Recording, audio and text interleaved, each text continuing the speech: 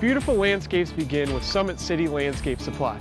We have mountains of mulch, decorative stone, river rock, gravel, sand, and topsoil in bag or bulk. See us at Summit City Landscape Supply on Cook Road, across from Smith Field.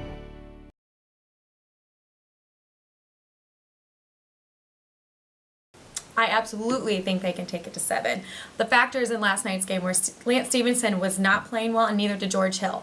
I mean, Paul George and Hibbert were carrying the team. Thankfully, West kind of got back involved, but it was a takeover with LeBron James in the third, and not having your backcourt, Stephenson and Hill helping, it kind of killed us a little. So hopefully, coming back at home, they're going to want redemption, especially even after that Hansborough Birdman. I'm just hoping they're going to bring it at home, and they're going to go to Game 7. Yes, they can take it to 7. They will take it to 7. Will they win 7? I don't know. They're going to win Game 6 tomorrow night. I know they're going to come back with a vengeance. It's been a seesaw battle throughout this Eastern Conference Finals. I don't think that's going to end tomorrow night at Bankers Life Fieldhouse. The big boys, David West, Roy Hibbert, are going to establish their authority in the paint, and they'll take Game 6. Game 7, bets are all off.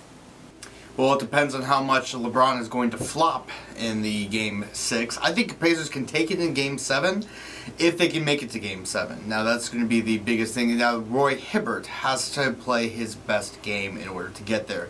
George Hill has to play, he's got to be the wingman. I think Roy Hibbert is going to be the main man, and George Hill is going to be the secondary man. I don't think it can be the opposite way. Oh, yeah, they can definitely take the series to 7. You look at last night, the Pacers outscored the Heat 3 out of the 4 quarters. It was just one avalanche of Miami Heat in that third quarter. And LeBron and Udonis Haslem, they combined to shoot 12 of 15 in the quarter. If a team doesn't miss, it's hard to beat them. And the one big quarter, Miami rode to the win last night. So Pacers are still in the series. Being back at home, I expect them to extend it to a 7th game.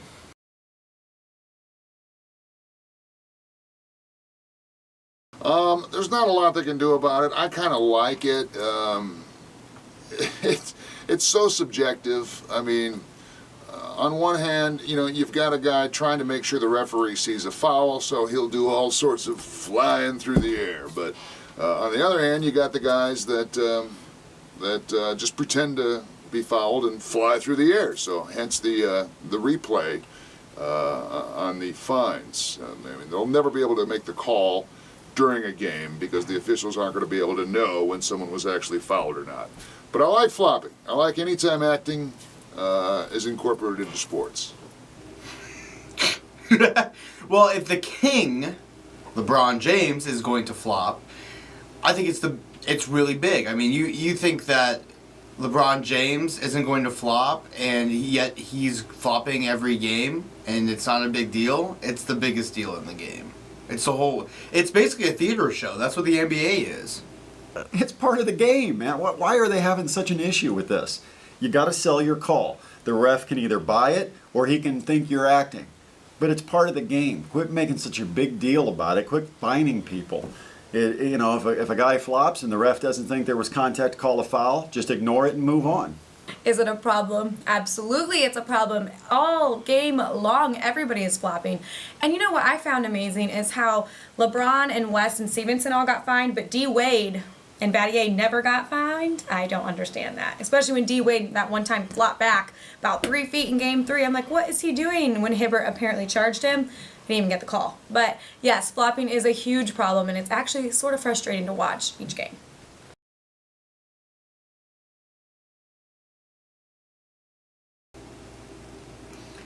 Should I answer as a Cavs fan or answer as a non-fan of the NBA? Either way, I'm answering as no. Michael Jordan is number 1. Kobe is number 2. LeBron is number 3, in a distant 3 at that. He's getting there, but the question keeps coming up prematurely. A little too early to decide that right now because you still have championships to be decided in LeBron James's career. Once the career's over, you see how many rings he's wearing. I think right now he's playing as well as anybody's ever played the game. But to be considered the best ever, the greatest ever, it's all about the rings. Oof. The best currently.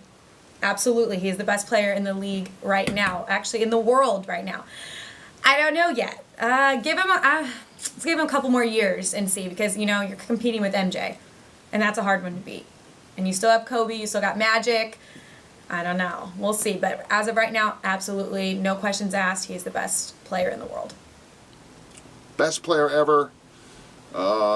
Jury's still out on that. He's got a ways to go, but he's damn close.